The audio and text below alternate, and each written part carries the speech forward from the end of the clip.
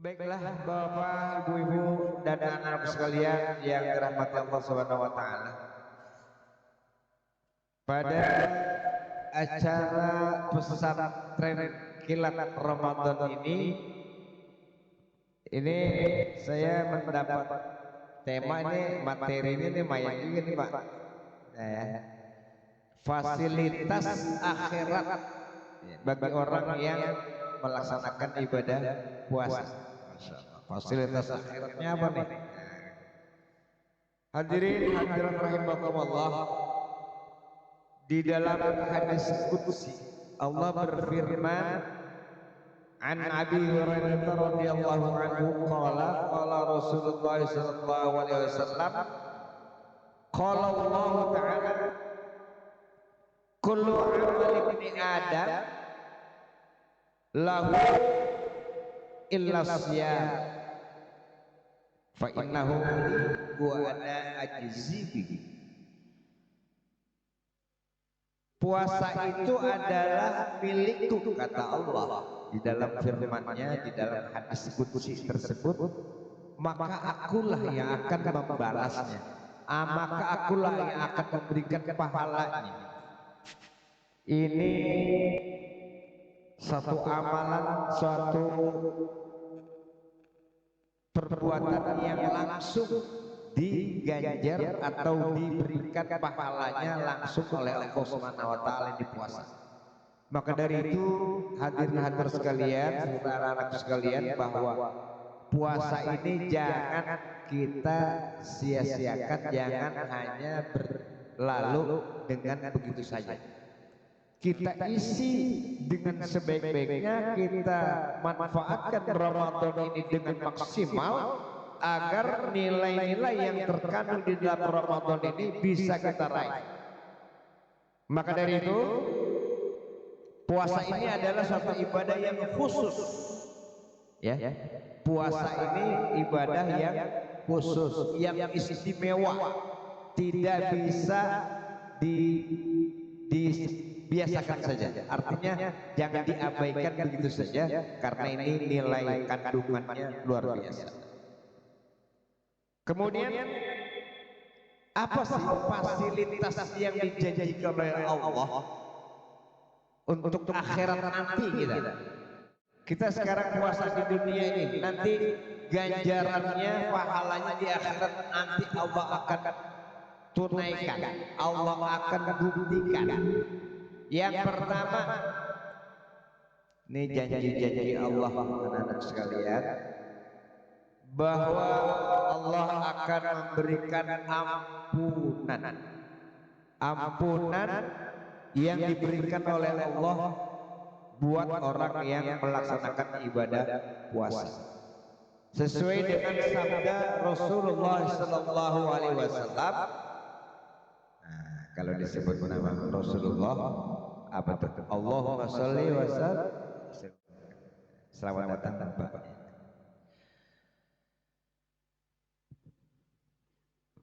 Di dalam sebuah hadis yang diriwayatkan oleh Imam Bukhari dan Muslim, man shoma ramadhana imanan wa ihtisaban ghufira lahu ma taqaddama min dzambi. Barang siapa yang berpuasa di bulan Ramadan wa ihtisaban dan mengharapkan pahala, mengharapkan ganjaran pahala dari Allah Subhanahu wa taala, ghufira ma taqaddama min dzambihi, maka Allah akan mengampuni dosa-dosanya yang telah lalu. Anak-anak sekalian, punya dosa kan? Banyak ya? Banyak punya dosa nggak kita ini? Banyak. Pagi-pagi katanya disuruh suruh belanja ke pasar misalnya, apa ntar ketinggalan, saya ketinggalan sekolah misalnya, padahal enggak begitu ya.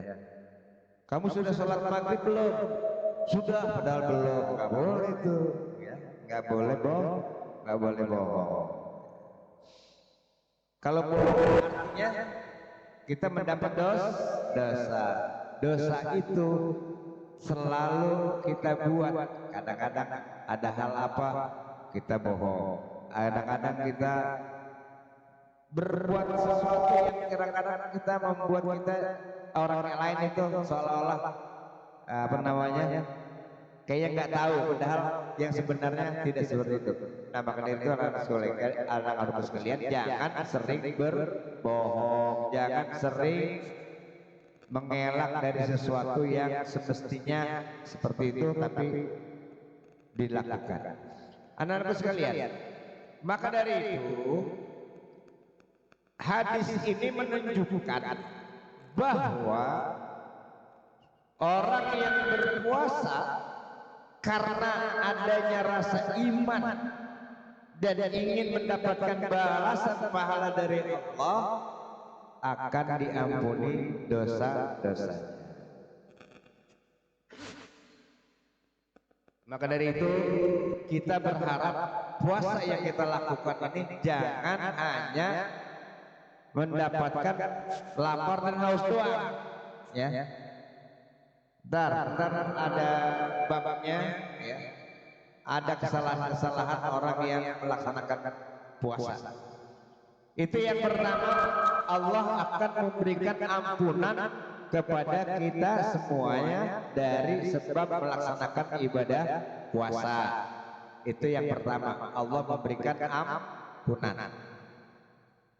Ya. Yang kedua,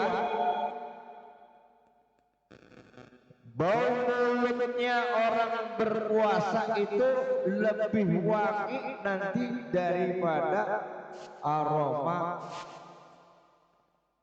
minyak wangi kasturi. Kalau sekarang bagaimana kita nih puasa? Aromanya gimana? Wah, apalagi makan jengkol itu. Wah, makan mau jengkol pete. Ya. Tapi jangan dilihat di sini. Pas nanti kita di akhirat nanti karena kita sering berpuasa, terutama puasa bulan Ramadan, Allah nanti menjadikan aroma bau mulut kita ini lebih harum daripada kasturi. Kasturi itu luar biasa ininya, wanginya, tapi lebih wangi daripada aroma kasturi. Di dalam hadis yang diriwayatkan Imam Bukhari, la khuluqu famis shaimi atyabu 'inda Allah taala min rihil misk. Sungguh orang yang berpuasa itu lebih harum, lebih wangi di sisi Allah daripada harumnya minyak kasturi.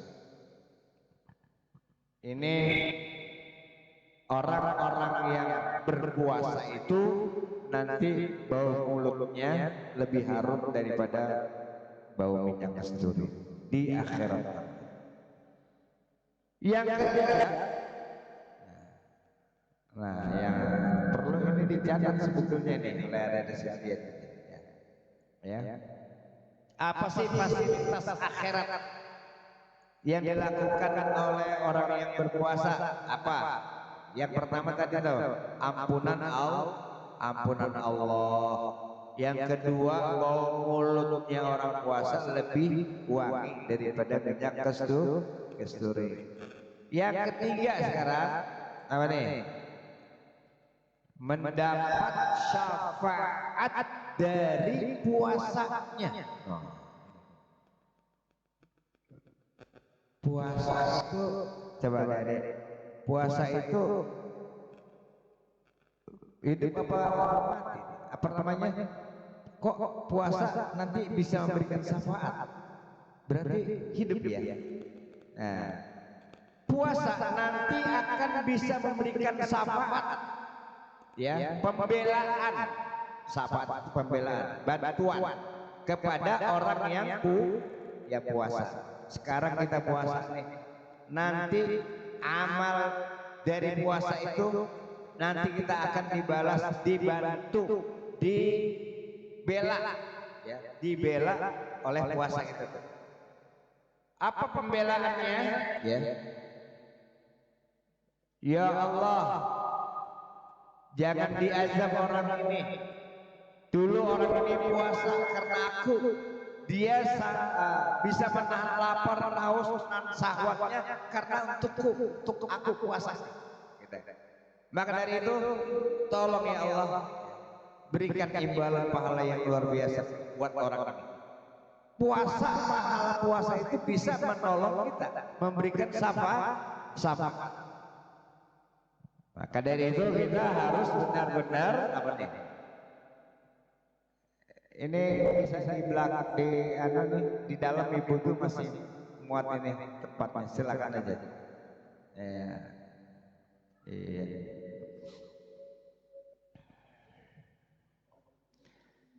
Puasa dan Al-Quran, ya. Kita juga akan diajarkan untuk bertadarus Al-Quran di bulan Ramadan seperti ini, ya. Betul nggak? Ya. Banyak-banyak kita membaca Al-Quran tadarus, karena tadarus Al-Quran juga Al-Quran nanti akan juga memberikan syafaat. Selamat datang. Akan memberikan syafaat kepada kita. Al-Quran juga akan memberikan syafaat, bahkan di dalam kubur sekalipun itu ada ceritanya bahwa Al-Quran itu bisa menjadi pendamping kita di dalam kubur, karena dia nanti akan membantu seandainya malaikat munkar nakir mempertanyakan kita berdua. Malaikat munkar nakir itu siapa kamu? Paras kamu, wah, wajah kamu cantik sekali, tampan. Aku ini Al-Quran, kawan, temannya, ya. Saya menjadi pendamping daripada orang ini, seorang orang sering membaca Al-Quran. Maka dari itu di bulan Ramadan ini kita dianjurkan untuk banyak-banyak juga tadarus Al-Quran. Di samping puasa juga tadarus. Adik-adik sudah berapa juz ini? Tadarusnya udah? Oh belum. Satu juz belum. Terus ini ya, terus saja. Satu huruf berapa imbalannya? Satu huruf 10. Ada lagi yang akan lebih diberikan sampai 700. Satu huruf itu bisa mencapai 10 sampai 700. Bismillahirrahmanirrahim berapa hurufnya? Bismillahirrahmanirrahim. Nggak pernah ngitung ya? Ba, sin, mim, alif, lam, ha, alif, lam, ro, ha, mim, nun, alif, lam, ro, ha, ya, mim. Berapa tuh? 19. Ya, itu mah. Itu ya, bismillah. Tapi apal banget bismillahirrahmanirrahim. Hurufnya enggak paham. Ya, baik. Anak-anak sekalian, saya ingin bertanya anak-anak. Coba anak-anak sekalian, Al-Quran terdiri dari berapa juz? 30. Berapa surah? 114. Pintar. Berapa ayatnya? Berapa ayat?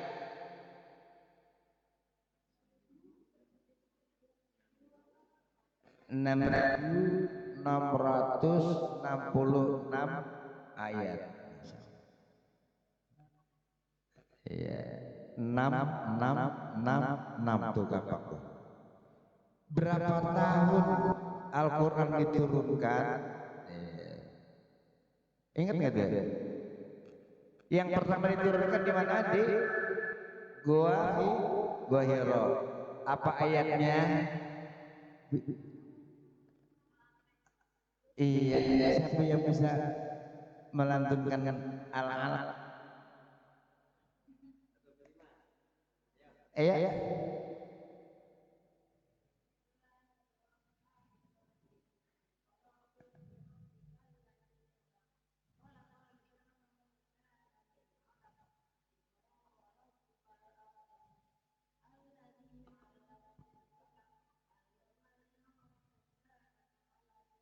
Masya Allah, ini suaranya bagus, makhrajnya bagus, tajwidnya bagus, subhanallah. Ini ya kita apa namanya?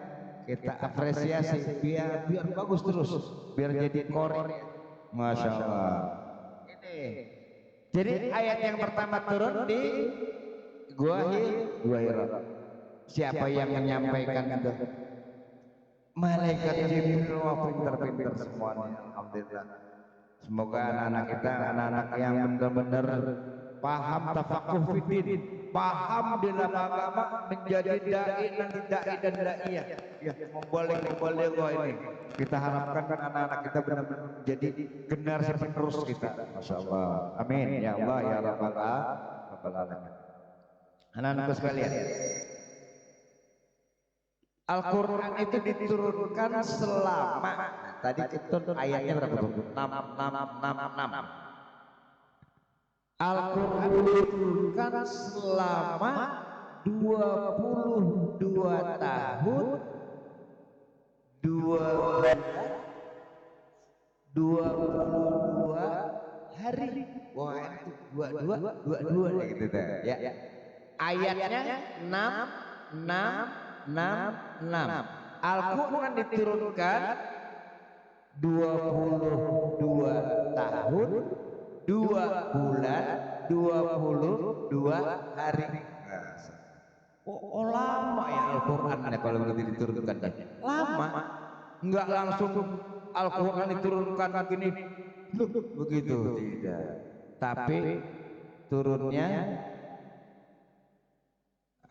awal bertahap, bahkan itu ada satu peristiwa yang terjadi baru diturunkan Al-Quran. Anakku sekalian, dilanjutkan ya. Tadi diulangi dah. Yang pertama apa? Bonus fasilitas akhirat yang diberikan oleh Allah, ampunan Allah. Yang kedua, bau mulut. Orang yang berpuasa itu lebih harum daripada minyak kasturi. Yang ketiga, mendapatkan syafaat puasanya, mendapatkan syafaat Al-Qur'annya. Yang keempat, ada pintu surga yang bernama Ar-Rayyan. Ar-Rayyan. Ada pintu surga yang bernama Ar-Rayyan, itu khusus untuk orang yang berpuasa. Enggak boleh yang tidak berpuasa masuk ke surga melalui pintu Ar-Rayyan. Ar-Rayyan ini nama salah satu pintu di surga khusus buat orang-orang yang melaksanakan ibadah puasa. Maka dari itu, mudah-mudahan dengan puasa yang kita lakukan, kita akan nanti mendapatkan babur Rayyan di surganya Allah. Amin. Allahumma amin. Anak-anak sekalian, yang kelima, nah, coba deh kita nggak usah main-main dulu ya. Kita mencoba anak-anak sekalian, kita ingat-ingat ya, apa sih tadi itu yang disampaikan ya. Yang kelima, dengan berpuasa kita insya Allah akan bisa berjumpa dengan Allah Subhanahu wa Ta'ala.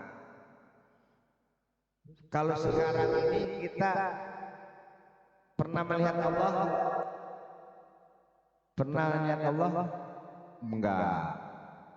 Bahkan kita enggak pernah melihat, kita puasa, katanya puasa milik Allah, Allah yang akan menjanjikan, padahal kita enggak kenal Allah, enggak tahu ya.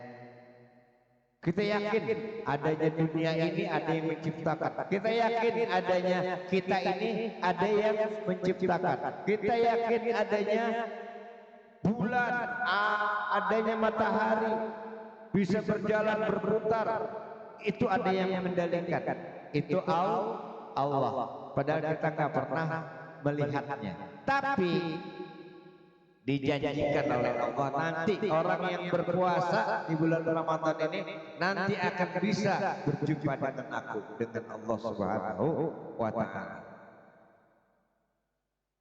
Di dalam sebuah hadis juga riwayat Imam Bukhari, farhatan, farhatun inda fitri wa farhatun inda liqa'i rabbi. Ada dua kebahagiaan, ada dua kegembiraan bagi orang yang berpuasa. Yang pertama, farhatun inda fitri, kegembiraan saat dia berbuka puasa. Kalau buka puasa gembira nggak adik-adik? Gembira ya? Makanan udah dibeliin macam-macam tuh, es, ada kolang-kaling, ada macam-macam lah. Kesenangannya apa nih kalau buka puasa? Kolak, banyak goreng-gorengan dan sebagainya. Ibu-ibu mengadang-adang pakai anu tuh asinan itu ya. Waduh, macam-macam itu. Dengan berbagai macam hidangan yang sudah diberikan. Ini kegembiraan baru, kita masih di dunia nih, kegembiraannya tuh kayak gitu. Atau juga kegembiraan ketika Idul Fitri itu kita sebulan puasa, sebulan penuh kita puasa, lapar haus, hari ini sudah akhir, artinya sudah menunjukkan kegembiraan kita. Pakai baju baru, pakai sepatu baru, kain baru, semuanya baru, makanan banyak di rumah, lauk pauk berlimpah, masya Allah. Itu kegembiraan ketika kita berbuka. Yang kedua, kegembiraan saat kita berjumpa dengan Allah Subhanahu wa Ta'ala. Masya Allah, Tuhan kita bisa berjumpa. Ya. Akibat apa? Kita berpuasa. Maka dari itu, anak-anakku sekalian, jangan mudah-mudah membatalkan puasa. Ya. Jangan puyeng dikit, wah, aduh, kepala puyeng, nggak kuat puasa. Jangan, ya. Jangan mudah-mudah membatalkan puasa ya. Karena nggak sahur, nggak sahur malam siangan, nggak kuat lah puasa zuhur aja. Jangan. Kalau bisa, ya ditahan. Karena benar-benar kita ikhlas, ya. Nggak mungkin gara-gara puasa kita mati nggak makan, ya gitu kan? Ya gitu.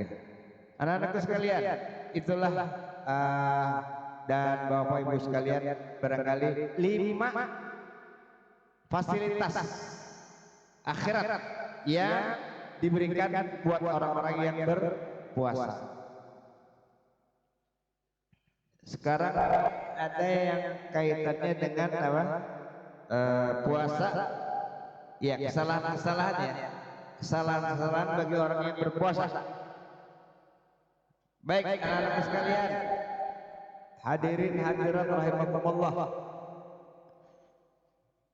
apa sih kesalahan-kesalahan yang diperbuat, yang dilakukan oleh orang-orang yang berpuasa? Ya, tapi banyak sekali, memang banyak sekali.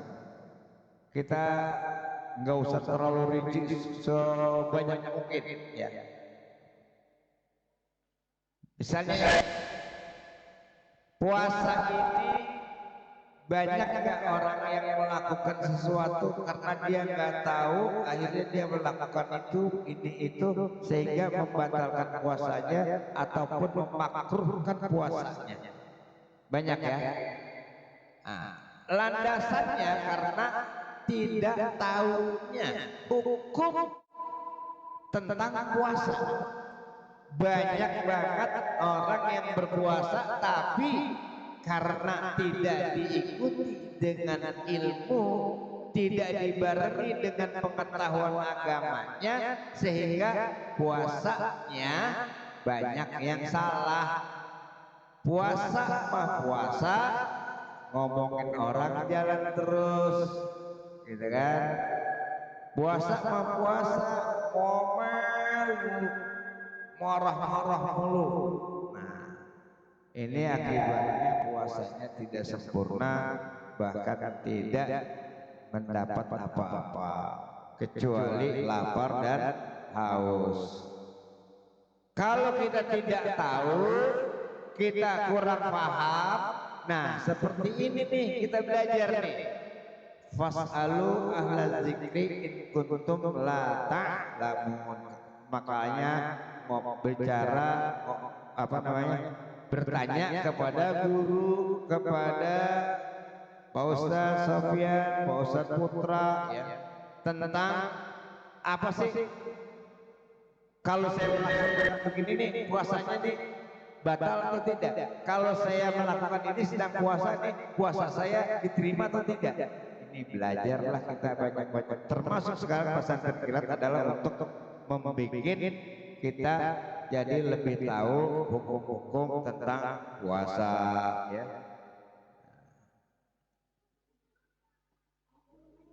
Berpuasa tapi melakukan kemaksiatan. Kadang-kadang begini nih. Nih jam-jam begini biasanya nih ngabuburit ya. Ngabuburit ke sono kemari, kumpul ada perempuan laki-laki bareng sono. Wah, dia beli ini beli itu buat persiapan buka puasa. Nah, bercampur gaulnya perempuan laki-laki ini juga kemaksiatan. Sehingga memudarkan, mencegah puasa, nilai-nilai puasa kita ini akan terganggu karena memang adanya kemaksiatan. Hal-hal seperti ini harus kita hindari. Sebaiknya kita baca-baca Al-Quran, zikir, kita mungkin kita ngebet-ngebet buku tentang puasa supaya puasa kita bernilai di mata Allah dengan baik. Kita harus apa namanya? Paham tentang hukum-hukum yang ada di dalam peraturan puasa. Kemudian kadang-kadang kita nih karena puasa ini seolah-olah buat makanan segala minuman disediakan sampai luar biasa ya. Padahal pas kita minum mah, kita makan mah 2-3 teguk aja sudah terasa kenyang gitu. Tapi ketika kita mempersiapkan, oh beli ono pengen, beli ono, beli itu, beli ini, sampai nggak muat ke meja, ya. Karena banyaknya makanan, keinginannya luar biasa. Pas saja kita sudah menghadapi beduk maghrib, Allahu Akbar, kita baru minum 2-3 teguk, terasa hilang semuanya, terasa nggak begitu nafsu lagi, nggak seperti itu tadi. Itulah memang tantangan orang yang berpuasa itu, seolah-olah saat sebelum buka puasa kita pengen ini pengen itu, tapi kadang-kadang kita terlalu banyak makan minum, akhirnya sholat maghribnya lambat, bahkan karena perutnya melebihi daripada kapasitas yang biasa, akhirnya terawih males, ya. Sholat maghrib di akhir, Pak. Aduh, capek banget ya.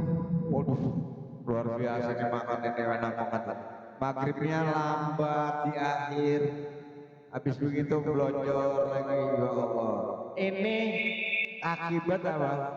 Terlalu banyak makan, ya. Padahal kita disuruh banyak-banyak menahan hawa nafsu. Nafsu makan yang berlebihan juga tidak baik, terutama bagi kondisi perut kita, apalagi perut yang sudah tua, ya. Nah, ini juga perlu kita pertimbangkan. Dalam hal ini kesalahan-kesalahan yang banyak terjadi, bahkan ada juga biar saya mah orang kuat puasa, nggak pakai sahur lagi juga saya mah kuat. Nah, ada nggak orang yang begitu, Pak? Ada. Padahal sahur itu disunahkan untuk kita lakukan karena di dalam sahur itu ada keberkahan. Keberkahan. Baiklah, kalau kita mah misalnya nih, kalau makan ini nih, dia waktu sahur nih saya mah nggak kuat dah, artinya selalu pengen buang air aja misalnya. Ya kita minum air putih ataupun kurma ataupun apa sih makanan-makanan selain nasi misalnya. Itu untuk memperkuat mempertahankan kita saat kita di siang harinya. Tapi di sini di dalam sahur itu inna fis sahuri barokah, bahwa di dalam sahur itu ada keberkahan. Keberkahan itu yang akan kita cari sebetulnya. Keberkahan itu yang ingin kita capai. Bukan karena kuatnya kita nggak sahur juga tetap puasa, tapi ada unsur keberkahan di dalam sahur. Nah, kemudian ini hadirin sekalian, kadang-kadang kita suka lupa sama orang fakir miskin ya Pak ya. Ya. Padahal kita setiap hari ini, udah 4 hari ini kita puasa nih menahan lapar dan haus. Orang yang fakir, orang yang miskin setiap hari itu biasa langganan. Kalau nggak nyari dulu dia nggak bisa makan. Kita alhamdulillah Allah masih memberikan kemudahan buat kita untuk makan aja, kita nggak terlalu capek-capek kayak mereka. Disinilah kita perlu memperhatikan, perlu kita berbagi, perlu kita melihat saudara-saudara kita yang tidak mampu, yang kurang pangan, kurang makanan dari kita lah, barangkali mereka bisa makan. Ada hadis Rasulullah, man fattara shaiman kana lahu mislu ajrihi ghairu annahu la yanqusu min ajri shaimi syai'an. Man fattara shaiman, barang siapa yang memberikan makan kepada orang yang berpuasa, ini karena lalu ajrihi, maka orang yang memberikan makanan tersebut itu mendapatkan pahala seperti orang yang puasa itu. Tidak berkurang sedikit pun nilai pahala yang diberikan oleh orang yang memberikan makanan kepada orang yang berpuasa. Maka dari itu hadirin sekalian, kalau kita ada kelebihan, ya kita tentenglah ke masjid atau ke musola itu, atau kita kasih ke rumah tetangga kita yang memang orang miskin. Masya Allah, apalagi dia puasa, kita kasih itu, gembiranya kayak apa orang tersebut mendoakan kita. Bahkan ini hadis ini menandakan bahwa kita memberikan makanan apapun kepada orang yang berpuasa, ini pahalanya sama dengan orang yang berpuasa itu, enggak berkurang sedikit. Maka dari itu kita banyak-banyak berbagi di bulan Ramadan. Jangan kita enggak kenal, enggak ngeh terhadap orang miskin, ya, fakir miskin. Hadirin rahimakumullah saudara sekalian, yang terakhir ya, yang terakhir, banyak melakukan kesalahan ketika puasa, malamnya begadang, melek bukan buat tahajud, bukan buat istikharah, banyak baca Quran, zikir, tapi dilakukan buat main game, main catur, main kartu dan lain-lainnya. Akhirnya tidurnya tidur yang enggak karuan, melek yang tidak enggak karuan. Akhirnya pas ya sahur dilakukan ya, tapi setelah sahur ini dia tidur, subuhnya lewat karena malam begadang, tidurnya kurang, dia tidur siangnya sampai lo zuhur lewat, zuhurnya juga enggak dilaksanakan. Orang yang puasa tapi sholatnya ditinggal, sholatnya dilupakan, ini apa artinya? Banyak kesalahan-kesalahan yang dilakukan oleh kawan-kawan kita, saudara-saudara kita yang lain dalam hal menyikapi bagaimana puasa agar jangan sampai kita melakukan kesalahan sehingga mengurangi daripada nilai pahala puasa yang kita lakukan. Jangan sampai nanti kam min shaimin laisa lahu min siyamihi ilal ju'u wal atas. Berapa banyak orang yang melaksanakan puasa tapi sayang hasil daripada puasanya itu hanya mendapatkan lapar dan haus. Ini yang tidak kita harapkan. Mudah-mudahan apa yang kita lakukan puasa pada tahun ini, ke 4 hari ini, mudah-mudahan Allah memberikan balasan yang berlipat ganda kepada kita, dan Allah menerima puasa kita, serta Allah memberikan kesehatan buat kita, jasmani rohani kita, sehingga kita sampai akhir di bulan Ramadan ini sampai untuk bisa kita laksanakan dengan sebaik-baiknya, karena puasa yang imanan wa ihtisaban, insya Allah Allah akan ampuni dosa-dosa kita yang